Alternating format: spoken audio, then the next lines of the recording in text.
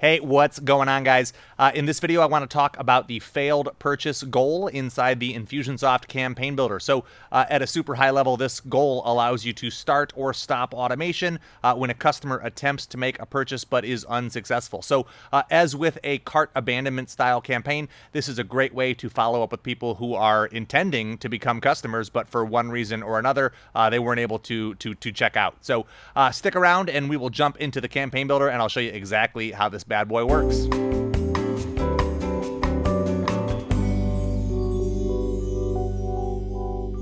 Okay, so the failed purchase goal is over here on the goals palette on the left-hand side. You can see I've already added one to my canvas here, and then I've also added a sequence, right? So when a purchase is attempted and it fails, this goal will be achieved, and then because I've connected it to the sequence will start and you can build whatever you want to take place in that sequence. So this is sort of the generic structure that you're going to want to start with here. Now, before I dig into the benefits that are offered by setting it up this way, I want to call out that the idea that you can run automation when a purchase is attempted but fails is not brand new. Infusionsoft has had this capacity for as long as I've been working with it, but it's just kind of been buried here in the e-commerce section under purchase actions. And then there's some additional flexibility under billing automation that we'll get to in just a moment. But on the purchase actions tab, you can see that you can actually set up automation here for when a product is attempted or a purchase is attempted and it fails. So if you have done this in the past, and you wanted to trigger a campaign, you probably would have set up an action here.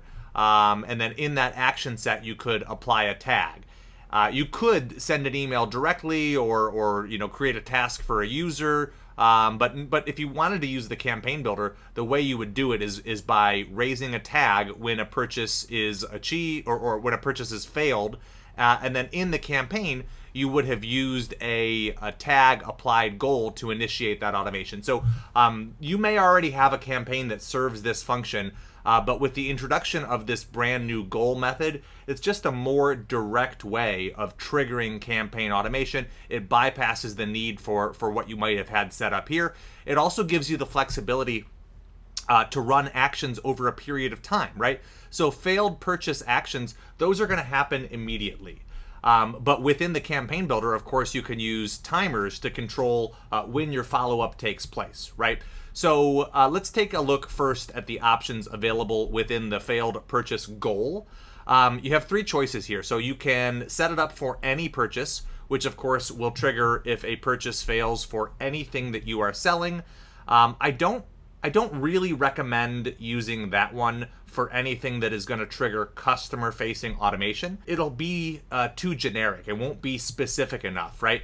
But I like the ability to designate a specific product, right? So that way you could, in the follow-up sequence, you could speak to that particular product. So I'm gonna probably go through and design automation that is triggered when somebody attempts to purchase an individual course of mine. But it fails, and then in the sequence following it, I can address all of the benefits of that course and remind people why it's so valuable and give them a specific link to go back to the order form for that particular course. If you are triggering it when any purchase fails, you just aren't able to be that specific.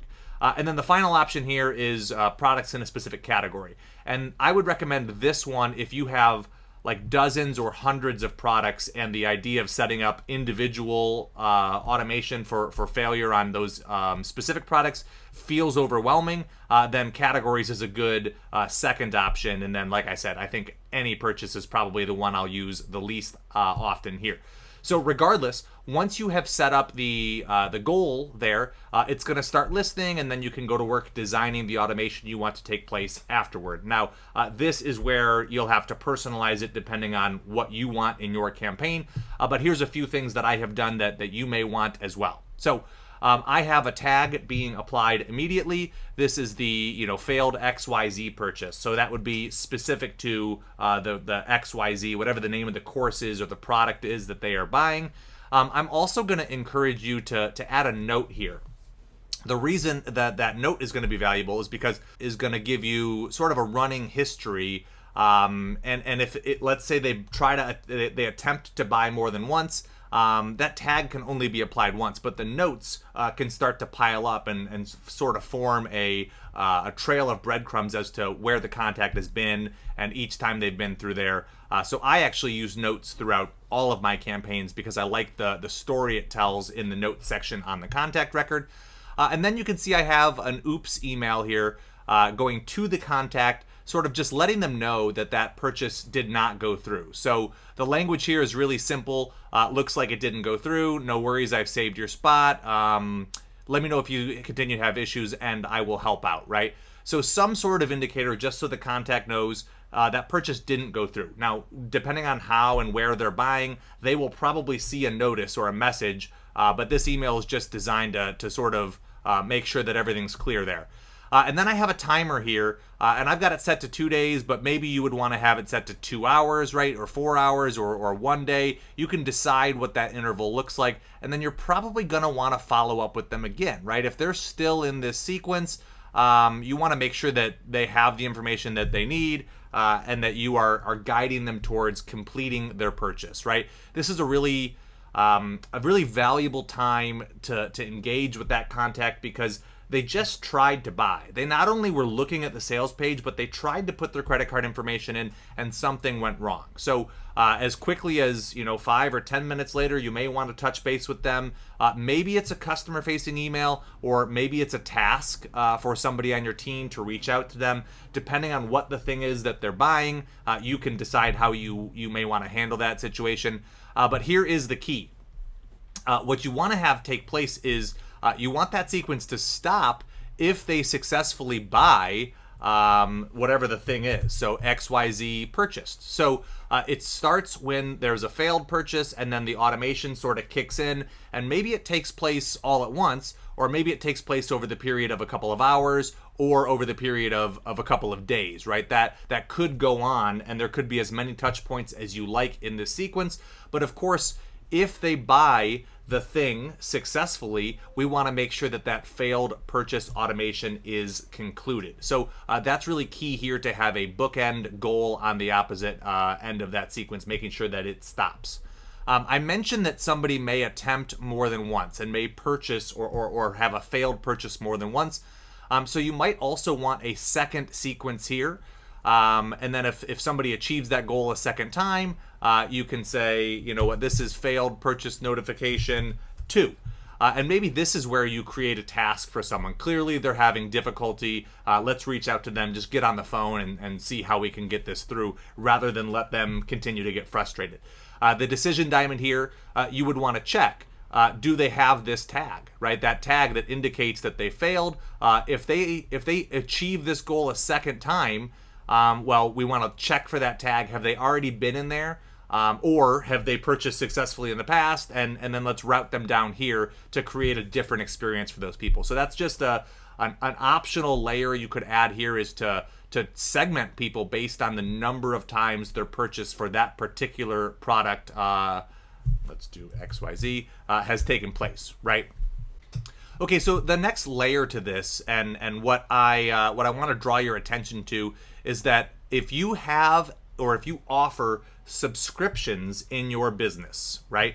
If any of your products here, let's see if I have one, are subscriptions, then the failed purchase goal, I've run a few tests on this, it will achieve for recurring payments. So most of the time, if it's a one-time purchase, these goals will just be triggered when somebody is attempting their initial purchase. But I want to be clear that I've run a handful of tests to verify this, and I have found that this goal is also triggering on subsequent recurring payments for subscription. So that is just another reason why I don't recommend using the any purchase, because that will also fire for your existing subscribers when their normal, monthly or annual payment fails.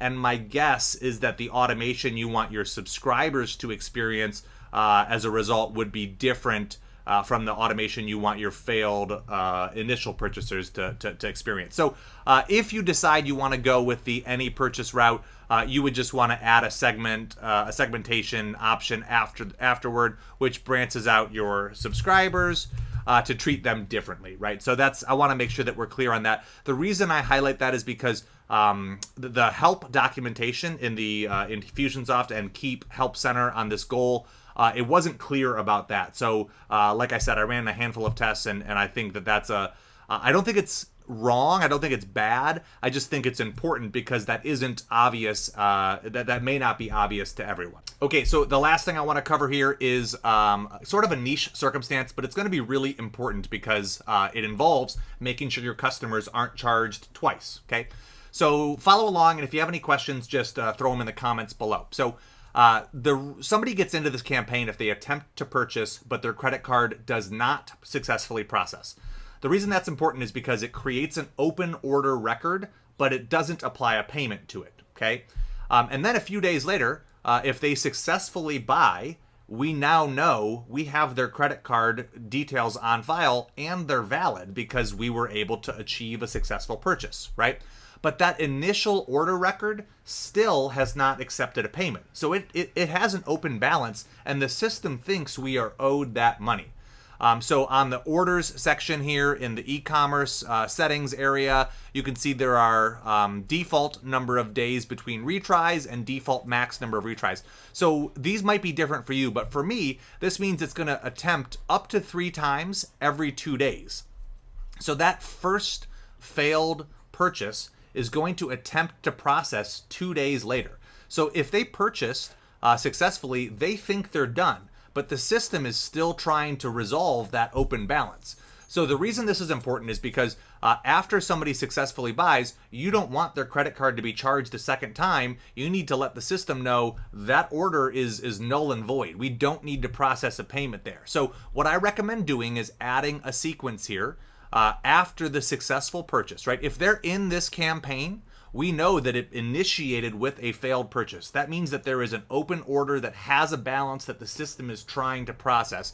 So what I recommend doing is just tasking someone to go clean it up. Go clean up open order. And in here, you can actually you can create a task for somebody on your team or for yourself to go do it. You can set this as a critical priority, assign it to somebody, put the details or the specifics in there. But basically what you want to do is make sure that the duplicate order is deleted before the person gets charged, right? So like I said, depending on the settings you have here, it might be a couple of days before it attempts again. But what you want to do is if a successful purchase takes place in that window, you want to make sure that you or somebody is manually preventing that customer from being charged the second time, which could obviously create a negative experience for your customers. And it's a best practice to avoid duplicate and triplicate charges, which unfortunately is something that I've seen happen all too often. I wish we could turn off the auto charge for these invoices, but the current reality is it's either on or it's off, right? And the reason most people leave it on is because we want subscription payments that fail to automatically recharge. But the ancillary or the byproduct of leaving this on is that the initial orders that fail, even one-time purchases, they're going to attempt to auto charge as well. So until we have the flexibility to separate those two decisions, what I recommend doing is adding some automation here to make sure that a human has a chance to go catch and stop that initial failed purchase from processing once we know that we have successfully processed that transaction. Okay, that is it for the failed purchase goal.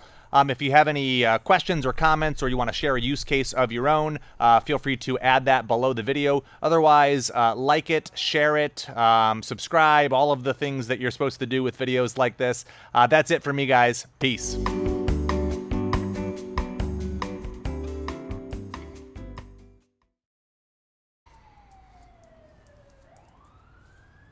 Just waiting for the ambulance to pass.